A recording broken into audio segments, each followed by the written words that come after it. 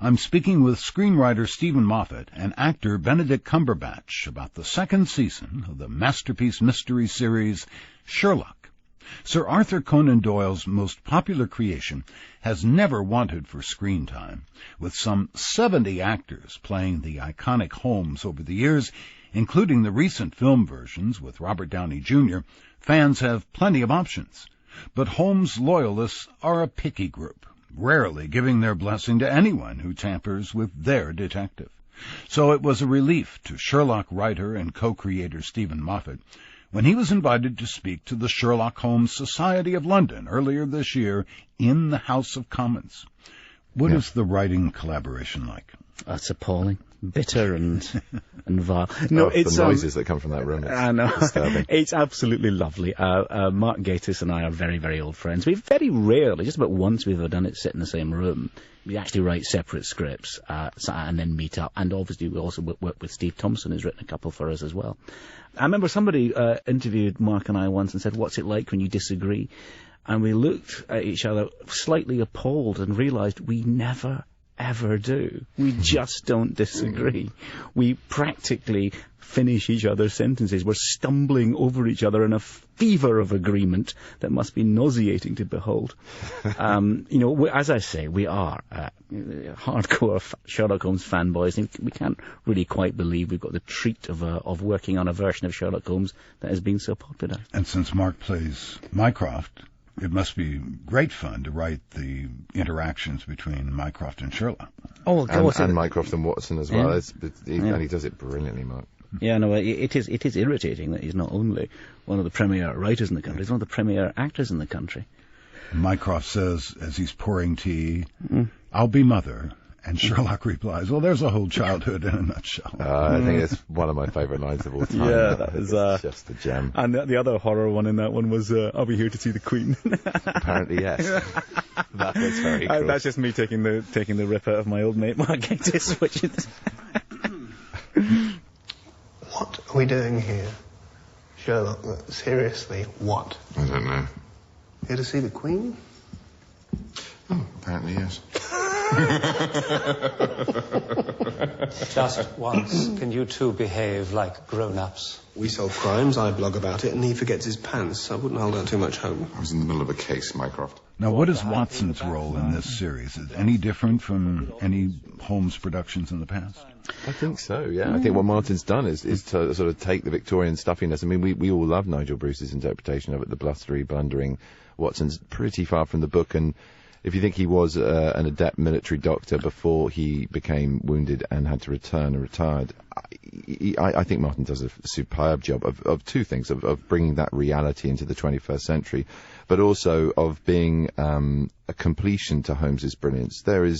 It's not just helping him to be humanized, but also helping him physically as part of a team, and it's born out of this very unlikely but utterly magnetic friendship that they have. Watson needs danger in his life, and Sherlock Holmes is this extraordinary magician in a way who makes an A to B commute look suddenly like a pop-up book of potential adventure, whereas Holmes needs grounding by Watson. He needs to be reminded to eat every now and again, and also to try and behave with some kind of grace and social decorum in order to be able to get what he wants, if nothing else. Fine, he knows what Sherlock's not interested in making friends, but he might be a little bit better at being the world's greatest consulting detective, but by being a bit more human. And I think Martin does that brilliantly. He's not just required on to be a foil for the humour. He's not required just to be an action hero. It's all of those things, and he has his own emotional arc as well, both with his investment in this man who he deeply cares for, as a friend should, and as a man in the 21st century with everything going on in his life, whether it's his girlfriends or his vocation and his place in the world. But is he a stand-in for the audience? To some degree, I suppose he's the person through whom we encounter Sherlock Holmes. Sherlock Holmes on his own would just be an unbearable psychopath, really, to be honest. So you put someone in there who is likeable, who likes him. But, if you look at John Watson in isolation, he's not that typical a man. He's equally in love with adventure. He's equally discontent when there isn't some trouble going on. I don't know. I think what the role he plays is he allows the friendship to happen. And Sherlock Holmes, in a strange way, without ever addressing it directly, is more than it is a detective story, the story of the most enduring friendship ever in fiction. They never mention it. They never talk about what good friends they are. It's a very masculine friendship in that sense, but the friendship is central. But he's not the narrator here. No, and that makes a big difference. What you do with Dr. Watson once he stops being the person who's telling the story. But in a way, he's still the conduit to the audience. As a narrator in the originals, he's literally the person who's talking to you. He's the conduit to the audience in the sense that he's the person who can face Sherlock Holmes with what we are thinking of him. You're being a complete maniac there. You're being completely unfair there. He can say those things and have those conversations. In the end, he's also more than that, because wouldn't you like a friend like John Watson? Wouldn't you like someone who was as brilliant as that? Benedict, you're the son of two actors. I am, who are both here in New York. They're both here in the Big Apple. Did you ever consider doing anything else? Yeah, I did. And they sort of were very applied and focused on trying to get me to do anything else. But no, not in a kind of parenting where you have to be a doctor or a lawyer. But I did for a long while toy with being a barrister, because there is an element of performance and disguise and winning an argument. There are an awful lot of crossovers, and you have an audience and a performance to give in court. And I've seen people who are good at doing that, and it's a remarkable skill set that you need to be good at it. And I just wasn't, I guess. I mean, not at that part of it. I think that part of it I would have sailed through, but I just realised that it was as competitive in a workplace where we were all as surplus to requirement as being an actor was, and that was my parents' fear. They just worried that I'd be, having witnessed how peripatetic and absurdly chaotic and kaleidoscopic the whole thing gets being an actor, that nothing is really in your control. You can't book a family holiday without fear of, oh, there's this advert you've got to do, or they've recorded you for this, or it's all the disadvantages of being an actor were laid before me by the experience I had with my mum and dad growing up, and the advantages, but they wanted better for me, worked very, very hard for me to have an education where I could have been anything but, and I just turned it all on its head. But they're very happy with the way things have turned out, so it's all for the best. You enjoy being someone else? Yeah, very much. Otherwise, I wouldn't be an actor, which does not mean in an armchair psychology way that you can tell me that I'm unhappy with who I am. I'm very happy with who I am. I could always do with work on that. But in the same way as I can do with work on every characterization I do, it's the two things do rub against each other, and you have to be careful to shed characters. You have to move away from certain aspects.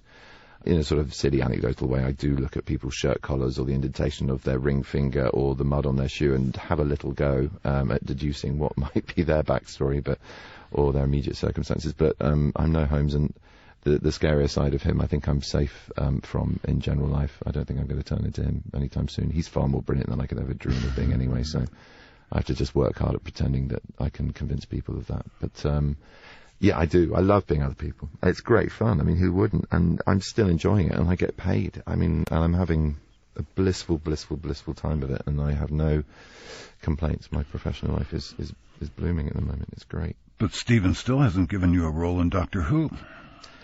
I think the new series is just wonderful. I love David's as well. I'm a big fan of both of those. My mum has been in 3 over time. She has indeed. So yes. You know, it's I can name them if you want. I can only name one, which is Image of the Fendal. Image of the Fendal, Time of the Rani. Time of the Rani. That was when she was a lizard queen that got zapped by a cold snap. Yeah, and I'm struggling. Actually, I can't believe it. I've forgotten the title of a Doctor Who story, but there was a black and white one as well. What do you guys have against Christmas? The worst things happen to the Earth on Christmas in that show. No, the best thing happens. Doctor Who's on.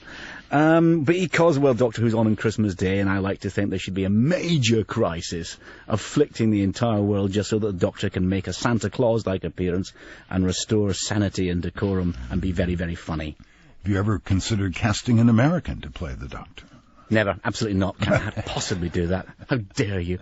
No, we have got there's no rule like that at all about casting the Doctor. Generally speaking, he's been a sort of British hero, but no, he doesn't have to be British. He's after all, he's a Gallifreyan. He's from outer space.